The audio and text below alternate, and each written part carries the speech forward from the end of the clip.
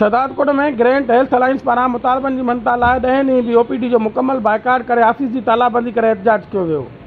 शहदादकोट में great health alliance पारां मुतालबनि जी मनता लाइ 10 ॾींहं बि OPD जो मुकमल बाइकाट करे अस्पताल जी तालाबंदी करे अस्पताल जे एमरजेंसी वार्ड में पीरबख्श बिरोही, अब्दुर्रज़ाक सांडाणो, मोहम्मद अली वधो, जावेद मुगेरी, ज़ोहेब शेख, मुज़फ़र बिरोही ऐं ॿियनि जी अॻवानी में एहतजाज कियो। उन मौक़े ते अॻवाननि मीडिया वारनि सां ॻाल्हाईंदे चयो त असांजो काफ़ी ॾींहंनि खां एहतजाज हलंदड़ आहे, पर सिंध हुकूमत असांजे जाइज़ खे मञण लाइ संजीदा न आहे। हिननि चयो त कोरोना वायरस सां जंग में विढ़ंदे डॉक्टर्स, नर्सिस समेत पैरामेडिकल स्टाफ फ्रंट लाइन ते आहे, पर तंहिं बावजूद बि हुकूमत खेनि मुतालबा मञण लाइ तयारु न आहे।